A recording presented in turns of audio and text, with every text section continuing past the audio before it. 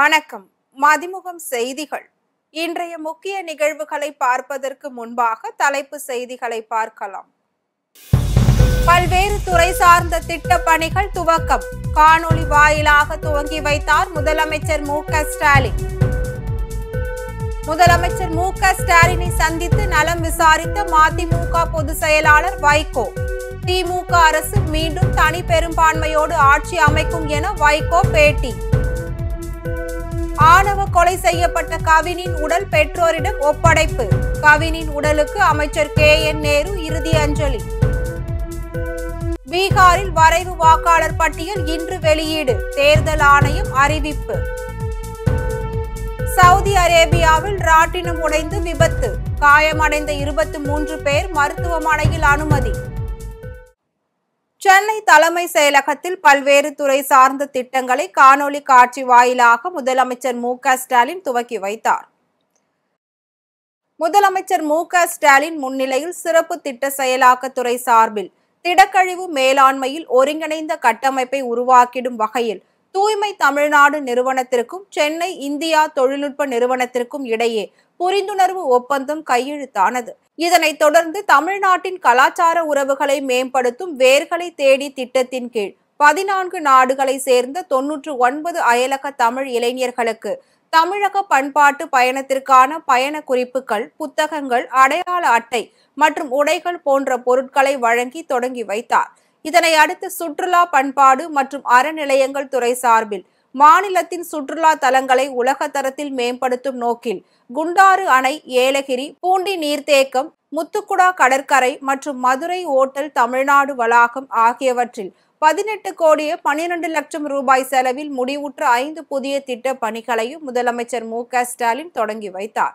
அதேபோல் அருங்காட்சியகத்துறை சார்பில் சென்னை எழும்பூர் அரசு அருங்காட்சியக வளாகத்தில் 6 கோடியே 84 லட்சம் ரூபாய் செலவில் கட்டப்பட்டுள்ள புதிய நிர்வாக கட்டிடத்தையும் முதலமைச்சர் மு.க.ஸ்டாலின் திறந்து வைத்தார். இதனை அடுத்து வீட்டு வசதி மற்றும் நகர்ப்புற வளர்ச்சித்துறையின் கீழ் இயங்கும் சென்னை பெருநகர் வளர்ச்சி குழுமம் சார்பில் சென்னை பெரும்பாக்கத்தில் 6.94 கோடி ரூபாய் செலவில் அழகுபடுத்தப்பட்ட பூங்கா மற்றும் வில்லிவாக்கம், பாடி, வடபழனி ஆகிய இடங்களில் 11.50 கோடி ரூபாய் செலவில் மேம்பாலங்களின் கீழ் அழகுபடுத்தும் பணிகள் ஆகிய 4 முடிவுற்ற பணிகளை திறந்து வைத்து 91.42 கோடி ரூபாய் மதிப்பீட்டில் 26 புதிய திட்ட பணிகளுக்கு அடிக்கல் நாட்டினார். அண்மையில் சிகிச்சை முடிந்து வீடு திரும்பிய முதலமைச்சரை சந்தித்து மதிமுக பொதுச் செயலாளர் வைகோ நலம் விசாரித்தார். சென்னை ஆழ்வார்பேட்டையில் உள்ள இல்லத்தில் முதலமைச்சர் ஸ்டாலினுடன் மதிமுக பொதுச் செயலாளர் வைகோ மற்றும் துரை வைகோ எம்பி சந்தித்தனர். பின்னர் செய்தியாளர்களை சந்தித்து பேசிய வைகோ, கவின் படுகொலையில் அரசு எடுத்த நடவடிக்கையை வரவேற்பதாக தெரிவித்தார். மேலும் ஆணவ கொலைகளை தடுக்க கடும் சட்டம் இயற்ற வேண்டும் என முதலமைச்சரிடம் வலியுறுத்தியதாக கூறிய வைகோ, 2026 தேர்தலில் திமுக தனி பெரும்பான்மையுடன் ஆட்சி அமைக்கும் என்று தெரிவித்தார். நெல்லையில் ஆணவ படுகொலை செய்யப்பட்ட கவினின் உடல் உறவினர்களிடம் ஒப்படைக்கப்பட்ட நிலையில் கவினின் உடலுக்கு அமைச்சர் கே.என். நேரு அஞ்சலி செலுத்தினார். தூத்துக்குடி மாவட்டம் ஆறுமுகமங்கலத்தை சேர்ந்த பட்டியலின சமூக இளைஞரான கவின்குமார் கடந்த 27ஆம் தேதி வெட்டி படுகொலை செய்யப்பட்டார். இந்த சம்பவத்தில் கவின் காதலித்ததாக கூறப்படும் பெண்ணின் சகோதரர் சுர்ஜித் பாளையங்கோட்டை காவல் நிலையத்தில் சரணடைந்த நிலையில் அவர் மீது குண்டர் சட்டம் பாய்ந்தது. இந்த வழக்கு சிபிசிஐடிக்கு மாற்றப்பட்ட நிலையில் சுர்ஜித்தின் தந்தையும் உதவி ஆய்வாளருமான சரவணன் கைது செய்யப்பட்டார். ஆனால் குற்றவாளியான சுர்ஜித்தின் தாயாரையும் கைது செய்ய வேண்டும் என்று கவினின் பெற்றோர் வலியுறுத்தியுள்ளனர். இந்த கோரிக்கையை முன்வைத்து கவினின் உடலை வாங்க மறுத்த அவரது பெற்றோர் 5 நாட்களாக போராட்டத்தில் ஈடுபட்டனர். அவர்களிடம் பேச்சுவார்த்தை நடத்தப்பட்டது. இந்நிலையில் பல கட்ட பேச்சுவார்த்தைகளுக்கு பிறகு கவினின் உடலை பெற அவரது உறவினர்கள் சம்மதம் தெரிவித்துள்ளனர். இதனை அடுத்து 5 நாட்கள் போராட்டம் முடிவுக்கு வந்தது. இதனிடையே கவின் கொல்லப்பட்ட விவகாரத்தில் அவருடைய தோழி தன்னிலை விளக்க வீடியோ ஒன்றை வெளியிட்டுள்ளார்.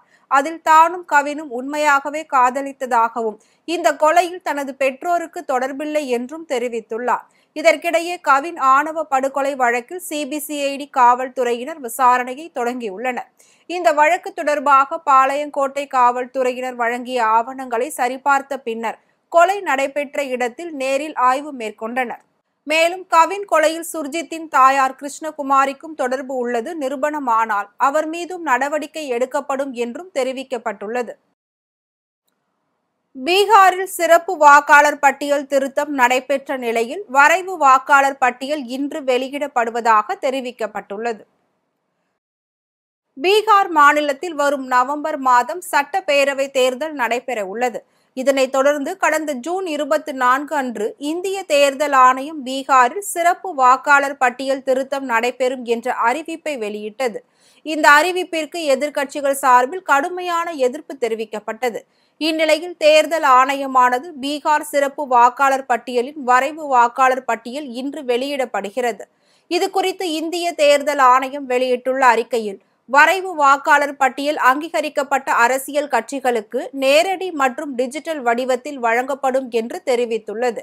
மேலும் வரைவு வாக்காளர் பட்டியலில் பெயர்களை சேர்த்தல், நீக்குதல் மற்றும் ஆட்சேபனைகள் போன்ற திருத்தங்களை மேற்கொள்ள விரும்புவோர் ஆகஸ்ட் 1 முதல் செப்டம்பர் 1 வரை விண்ணப்பிக்கலாம் என்றும் அறிவித்துள்ளது. இறுதி வாக்காளர் பட்டியல் செப்டம்பர் 30 அன்று வெளியிடப்படும் எனவும் தேர்தல் ஆணையம் தெரிவித்துள்ளது. 22 ஆண்டுகளுக்கு பிறகு பீகாரில் சிறப்பு வாக்காளர் பட்டியல் திருத்தம் நடைபெற்று வருவது குறிப்பிடத்தக்கது. சவுதி அரேபியாவில் ராட்டினம் ஒன்று 2ஆக உடைந்து விபத்துக்குள்ளானதில் 23 பேர் காயமடைந்தனர். சவுதி அரேபியாவின் தாயிஃப் நகரில் அமைந்துள்ள கிரீன் மவுண்டன் பூங்காவில் பயங்கர விபத்து ஏற்பட்டுள்ளது. பூங்காவில் இருந்த 360 டிகிரி என அழைக்கப்படும் அதிவேக சுழற்சி ராட்டினம் ஒன்று வழக்கம் போல் சுற்றி வந்து கொண்டிருந்தது.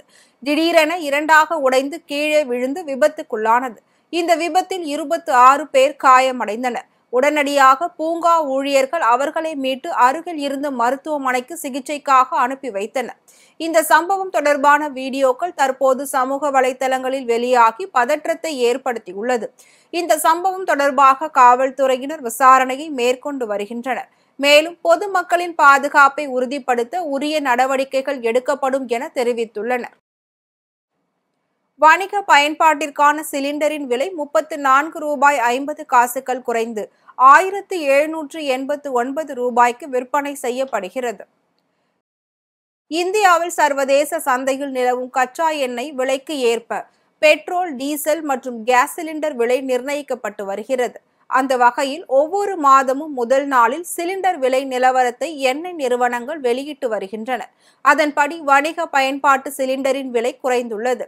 சென்னையில் 19 கிலோ எடை கொண்ட வணிக பயன்பாட்டிற்கான சிலிண்டரின் விலை 34 ரூபாய் 50 காசுகள் குறைந்து 1789 ரூபாய்க்கு விற்பனை செய்யப்படுகிறது. மேலும் 14 கிலோ எடை கொண்ட வீட்டு உபயோக சிலிண்டர் விலை எந்தவித மாற்றமும் இன்றி 888 ரூபாய் 50 காசுகளுக்கு விற்பனை செய்யப்படுகிறது. என்ஐஏ என்பது பாஜக அரசை காப்பதற்காக மட்டுமே உள்ளது எனவும் தமிழ்நாட்டில் இஸ்லாமியர்களை குறிவைத்து என்ஐஏ கைது செய்கிறார்கள் எனவும் ஐக்கிய முஸ்லிம் முன்னேற்ற கழகத்தின் தலைவர் ஹைதர் அலி தெரிவித்துள்ளார். திருப்பூர் பாண்டியன் நகர் பகுதியில் கடந்த ஆண்டு அக்டோபர் மாதம் நடைபெற்ற வெடி விபத்தில் 4 பேர் உயிரிழந்தனர். 15ற்கும் மேற்பட்டோர் படுகாயம் அடைந்து வீடுகளை இழந்துள்ளனர். இந்த விபத்தில் பாதிக்கப்பட்டவர்களுக்கு உரிய நிவாரணம் வழங்க கோரி ஐக்கிய முஸ்லிம் முன்னேற்ற கழகத்தின் சார்பில் பலமுறை மனு அளித்தும் இதுவரை எந்தவித நடவடிக்கையும் எடுக்கப்படவில்லை என்று கூறப்படுகிறது. எனவே உடனடியாக பாதிக்கப்பட்டவர்களுக்கு இழப்பீடு வழங்க நடவடிக்கை எடுக்க வலியுறுத்தி ஐக்கிய முஸ்லிம் முன்னேற்ற கழகத்தின் சார்பில் மாநில தலைவர் ஹைதர் அலி தலைமையில் திருப்பூர் மாவட்ட ஆட்சியரிடம் மனு அளிக்கப்பட்டது. தொடர்ந்து செய்தியாளர்களை சந்தித்த ஹைதர் அலி, தற்போதைய சூழலில் இந்திய தேசத்தில் நீதித்துறையிடமும் காவல்துறையிடமும் நீதியை தேட வேண்டிய சூழலில் நாம் இருக்கிறோம் என கூறினார். என்ஐஏ தமிழ்நாட்டில் இஸ்லாமியர்களை குறிவைத்து கைது செய்வதாக கூறிய அவர் என்ஐஏவை தமிழ்நாட்டில் தடை செய்ய வேண்டும் என தெரிவித்தார்.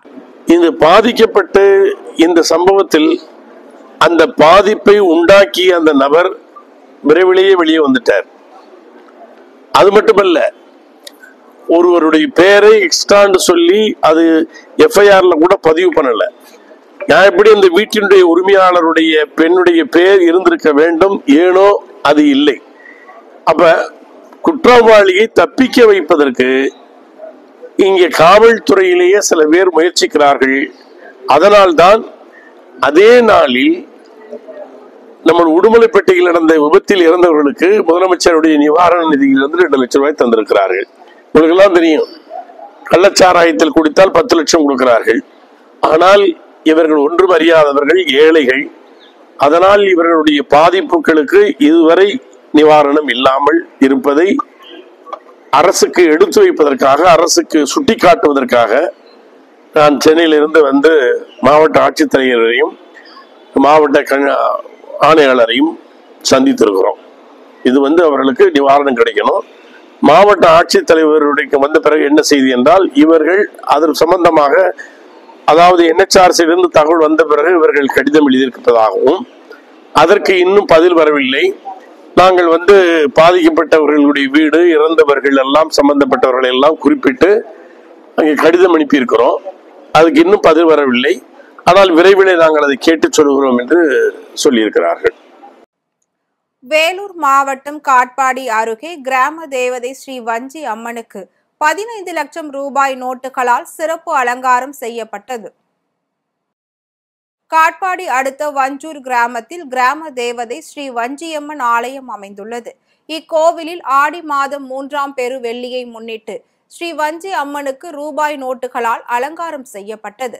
10 ரூபாய், 20 ரூபாய், 50 ரூபாய், 100 ரூபாய், 200 ரூபாய் மற்றும் 500 ரூபாய் நோட்டுகள் என மொத்தம் 15 லட்சம் ரூபாயில் சிறப்பான அலங்காரம் செய்யப்பட்டது.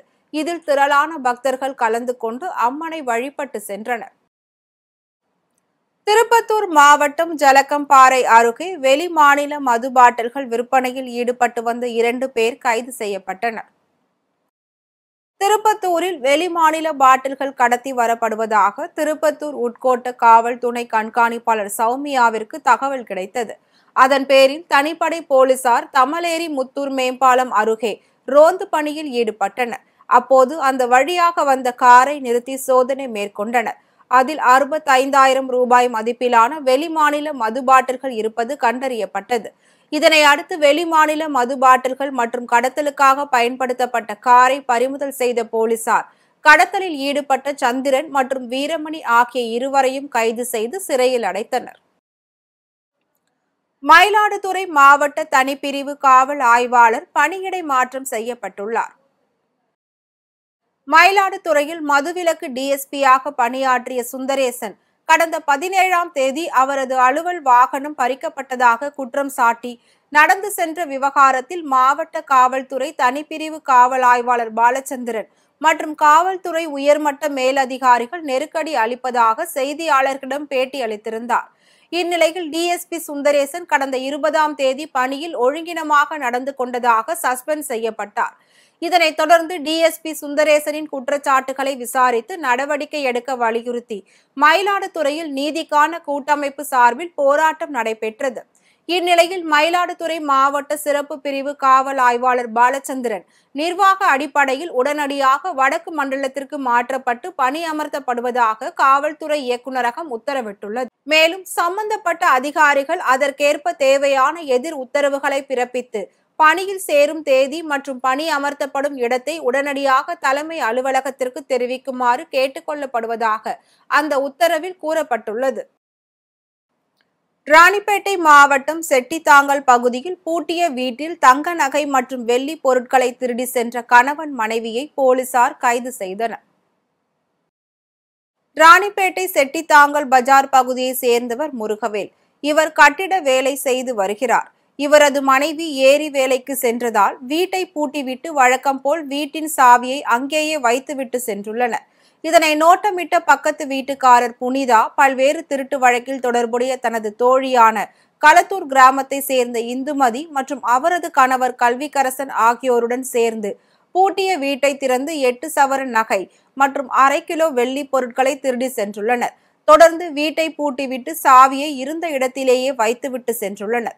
இந்த சம்பவம் தொடர்பாக அளிக்கப்பட்ட புகாரின் பேரில் அங்குள்ள சிசிடிவி கேமராவில் பதிவான காட்சிகளை ஆய்வு செய்த போலீசார் புனிதாவை கைது செய்தனர். தொடர்ந்து தலைமறைவாக இருந்த இந்துமதி மற்றும் அவரது கணவர் கல்விக்கரசன் ஆகிய இருவரையும் போலீசார் கைது செய்தனர்.